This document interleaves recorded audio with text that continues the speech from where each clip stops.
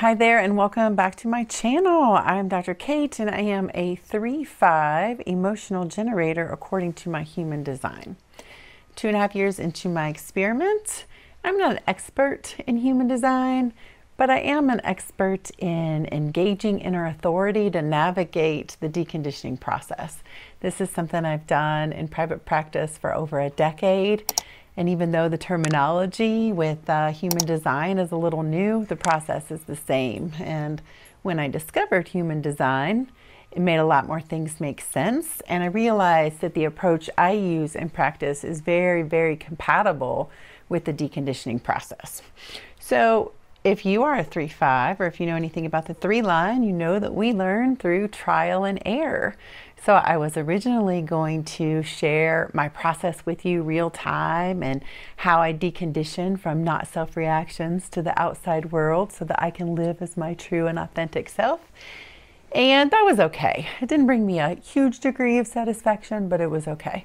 And then I was like, oh, well, maybe I'll do it live and I'll, set an intention that anyone could join in with. And that was my first experience going live on YouTube. And it was terrifying and I did not like it very much. So now I'm going to take you through scenarios as they rise and as I learn to better trust my inner authority in the moment and decondition from those things that are kind of inhibiting my ability to move forward and fully embrace self-love and create a life I really love along with it. And hopefully you learn something from that. So if you have a 3 line in your chart and you're in your 20s or maybe even your 30s, oh, I wish I'd had this information back then, because instead of kind of judging myself and feeling bad about all the perceived mistakes and errors I was making, I could have had the perspective of, I'm gathering information, I'm collecting data, I am figuring out what does work by figuring out and experiencing all the things that don't work. And I'll tell you, the more experience you gain, the later in life you get, the easier that process becomes. You learn that you can apply things that have happened in the past to present situations, so you don't have to find all 15 ways that don't work. You just have to explore 2 or 3. So hang in there, be easy, be gentle on yourself. It's going to be okay. You're going to get there to that self-love place. All right, so let me give you a little context for what I'm about to share. We live in a rental house and it is for sale. And so the property manager wanted to do some things to refurbish the inside of the home to make it more marketable because they want like top dollar for it. Before we moved in, he said, oh, we're going to have all this inside work taken care of. And then that didn't work because the previous tenant's house was not ready. They were having a house built to move into. It wasn't ready. So he let us keep our move-in date, but scrapped the inside work. Then it went to, okay, the owner's pretty motivated. He wants to get this inside work done. And it was like a lot of wood refurbishment, redoing the floors, painting. And so I said, okay, if you really want to do that while we live here, put us up somewhere else. Right? We'll just move out for 2 weeks. They can do all the work and then we'll move back in, because we both work from home. We're pretty private people. Don't love people coming in and out of our space. It's challenging for me to stay in the flow when that happens. So he said, yeah, sure, no problem. We can do that. And some time went by and my intuition was thinking, this is not going to work out. So then he comes back and says, it's too much money. It's too expensive. I can't put you up. What if we do, during the most intensive parts, you leave for a few days, but then you come back and we just kind of make it work.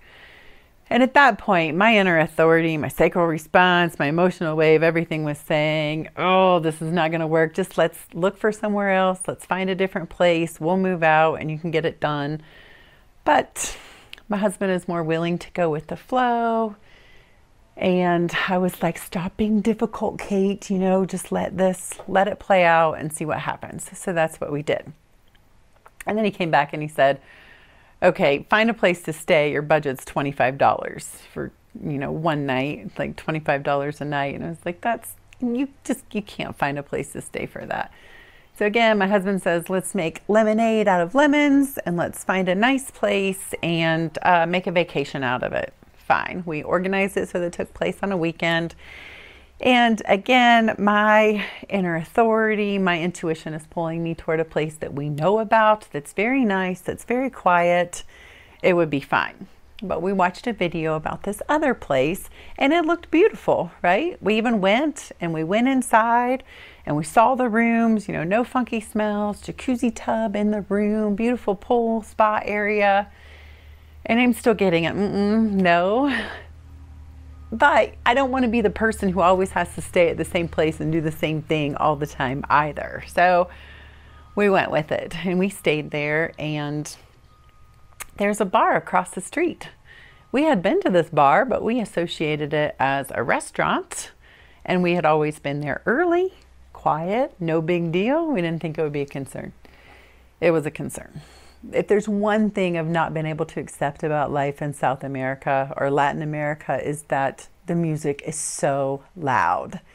And they turn the bass up on these speakers as high as it will go. And so we're laying in bed, exhausted, right? Like this was supposed to be a rejuvenating. The place is called descansar, like rest of the bull. That's what it's supposed to be, is restful. But we're laying in bed, and I wanted to go to bed at like 9 o'clock, and we're just hearing this. I'm trying to get to this place of acceptance, because it doesn't make any sense to get mad or frustrated or riled up, because at that point it is what it is. Like, we're not going to change that part of the culture. The only thing we can do moving forward, you know, is stay at the place we know is quiet and peaceful. But we're in it to win it at that point, right? So I have my noise canceling headphones out, and I'm thinking, you just gotta make this work, figure it out. And that would work, and it would work really well if I could sleep on my back. For some reason, I feel like a long time ago I was able to sleep on my back, but I haven't been able to in years. I always turn on my side, and those Bose headphones are just a little too uncomfortable for side sleeping. So I'm saying, okay, why don't you take yourself through your process and look at this? What needs to happen so that you can sleep on your back? And so I open the session and I look for areas of distortion, right? Distortions are things that skew your ability to be your most authentic self, to live presently in the moment, and live the life you want to live. And I'm not able to do that because I can't sleep on my back. So I set the intention to identify those distortions. And the first area that comes up is the area of boundaries. And we think of boundaries, or when I hear that word, typically I associate it with like major things, right? Not letting toxic people into your space, not being in relationship with them, not over giving, like bigger scale things. But there's a lot of little boundaries in there that when they are weak or unenforced, they are just siphoning off your life force energy, making it challenging for you to create what you were trying to create. So 3 boundaries came up in that area of distortion. And the first thing is letting others talk me out of how I feel. You ever had, like, you're chatting with your friends and someone says, oh, I'm really hot. And someone else will say, it's not that hot. Or, oh, this food is really spicy. And someone else says, it's not that spicy. It's like, why do we do that? Why do we try to talk other people out of how they feel? And more specifically for me, why do I let them? Like, no one knows how I feel better than I do. So if I say something's hot or something's cold or something's this or something's that, like, that should be the end of my story, regardless of what anybody in the outside world says. So weak or unenforced boundary right there. Distortion happening, energy being siphoned from my life force. The second boundary that came up is giving too much energy to the anticipation of how others respond to me.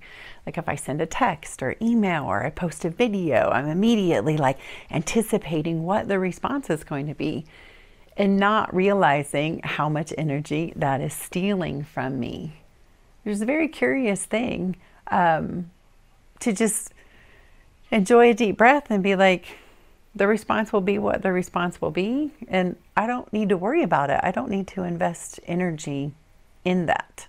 And I'm learning that all of this is very freeing, right? And the third boundary that came up was holding myself responsible for going with the flow, for being easy, for going with whatever the group wants, or like, don't be difficult, Kate. Just go with the flow. And I kind of referenced that in the beginning, so it's not like that was a super hidden thing, right? Like that was pretty on the surface. Yeah. So pulling back my power, the energetics that were tied up in those loose boundaries, and then reaffirming them moving forward, right? Because it's on me. If I don't follow strategy and authority, when I get the that is on me. It's not on anyone else. So how do I reclaim the energy from the past experiences and then move forward in a new way in accordance with my authority? So that was part one, right? Okay, so first area of distortion, weak or unenforced boundaries. Implement the proper correction, reclaim the energy tied up in those experiences from my past, decide not to move forward in that same way, but to move forward in accordance with my authority. Done. Now we can move on to the second area of distortion. And I did intuit that the first area was about 75% of the issue of not being able to sleep on my back. So when I tell you these things like aren't logical, you're not going to get there through your mind. And never in a million years would I have thought, oh, I can't lay on my back because I have weak or unenforced boundaries, right? So pretty cool how it all connects together. So the second area, a smaller area, only 25% is in energetic entanglement. So things being knotted up and not running smoothly. And that's where I use an activate ascension clearing to identify the agenda, the obstacle associated with that agenda, and the technique that will move it out of the way. It sounds complicated, but I promise you it's not. It can be really easy. So I set the intention, I want to sleep on my back. Then I ask, what is the agenda and what obstacle does it contain that's stopping me from being able to do that? And first thing, I always invite in assistance to help me when I do these sessions, and St. Timothy came up. I don't really know anything about St. Timothy, so I had to look him up. And he's actually the patron saint of like GI issues. Yeah, patron saint of stomach upset, GI issues. And it makes total sense, you know, looking backwards, because those unenforced boundaries, the not being able to lie down, of course, it's all being held in my belly. Right? If I can't lay down like that and feel safe and secure and like energy's not pouring out of me, I'm going to turn on my side and curl up into fetal position, which is my preferred position to sleep. So that was pretty interesting to me. The agenda that came up was overall happiness. So not being able to feel happy, to feel at peace, because this energy is being siphoned away from me. And the obstacle associated with that agenda was past experiences of having been taken advantage of. The technique that I then went on to use is a quick shift to get out of your thoughts, because I don't know about you, but sometimes the same thought will play on repeat in my mind. Like, I hate this music, I hate this music, I hate this music. And then that will further stop me from being able to do what I want, which is to fall asleep on my back. And that quick shift is just a chest opening, moving your body in intuitive ways to open that energy, interrupt the mental loop that's going on, and bring your awareness back into your body. So was I immediately able to sleep on my back that night? No. The music went on until, I don't know, 3 or 4. What made it suck even worse was the internet was super spotty, so my spa music that was playing through my headphones kept being interrupted. But anyway, so that was last week. A little bit of an update. Last night, I fell asleep on my back for the first time in like seriously forever. I know I didn't stay there, but I was able to fall asleep on my back. So I'm counting it as a huge win. I will continue to see what happens night after night after I go to sleep. And then if I need to do more work, more investigation to see if there are any additional areas of distortion or any more to undo with the energetic entanglement, then I will. Otherwise, I will just celebrate my success. So there you have it. Real life, 3-5, deconditioning, accepting what is going on in the environment I've chosen to live in, and then finding how to navigate that in a way that brings me satisfaction, which is a good night's sleep most times.